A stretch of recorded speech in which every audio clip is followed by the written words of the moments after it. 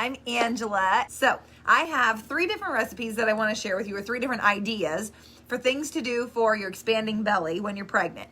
So the idea and the goal is, for me, my plan is to have my skin all return to normal. I don't want it to have stretch marks or anything like that. I want it to all be normal. So 3 recipes, and I change these up. I don't use them, or I kind of use them on rotation. Let me grab the goodies here. So I layer 2 things typically every time I put something on, and I do it every morning and every evening. And I'm guessing that I'll do it more. Right now I'm 16 and a half weeks pregnant.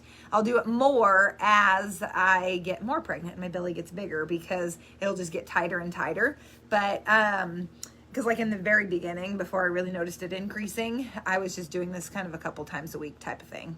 So the first thing that I did is I have a bottle of frankincense.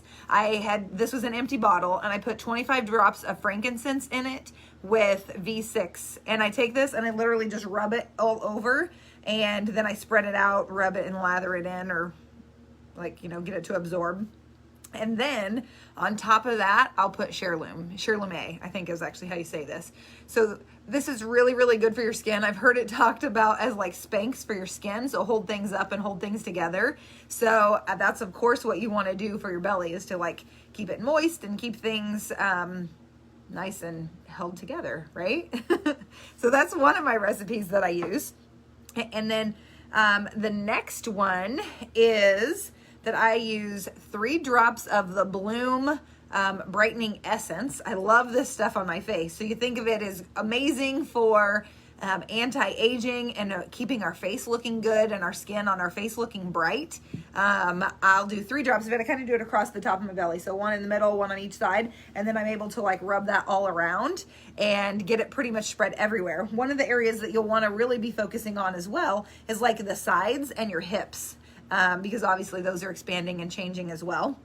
Once that's absorbed for, a few seconds, I don't leave it for too long of a period of time, then the next thing that I'll use actually is Tender Tush. This is an amazing one. I actually have a friend who used just this. So you can take any of these ideas. If you don't like something, switch it up, make it your own, whatever you like.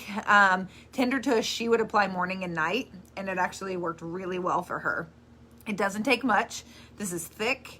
A little bit goes a long way. So I do like small little droplets, again, 3 different spots, and rub it around kind of like I do the Bloom brightening essence. So I had never heard of that trick or use for this because, you think of it's for babies' butts type of thing. So I stocked up on some of that so that I have it for myself, and then I'll also have it for our baby. And I'm guessing you could probably do the same thing with the Seedlings diaper, I think it's diaper rash cream is what it's called. I have it over there on my little stand, but I didn't grab it, and I haven't used it yet, but I think that it would probably work pretty similarly if you have it, or whenever you're buying it, if that's what's in stock.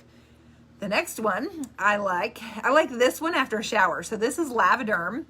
I love to put this on because, after a shower, warm water, your pores are more open, so things are going to absorb maybe faster or better. So I do a few sprays of Lavaderm. Again, rub it all around, let it absorb, and then I use the Cellulite Magic, this massage oil. This stuff smells so good. I actually haven't been using this for too long. I had probably bought it a few months before I was pregnant. I love the way this smells. I'm not actually sure what oils are in here. Who's used this?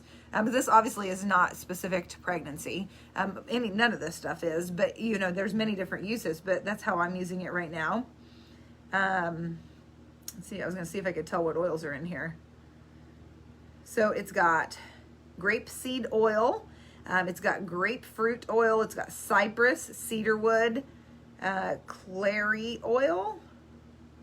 I don't know if that's clary sage or something else, but I haven't had any issues with it.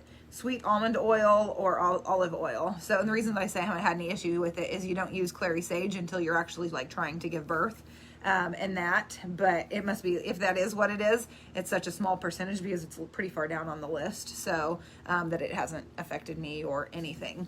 So that's what I've been using. So I'd love to know which one are you guys' favorites. And again, make sure you tag your friends that are pregnant here in the Hangout. Share this video with them, and I hope you learned something. You have to come back. I'm working on being better now that I'm in my second trimester and I have more energy, doing these videos more often because I have a ton of stuff to share with you guys. I mean, there's like a million ways that you can use oils to support you through pregnancy. So it's my goal to start doing these videos more often now that I have a lot more energy. So thanks guys for joining me, and I'll talk to you soon. Take care.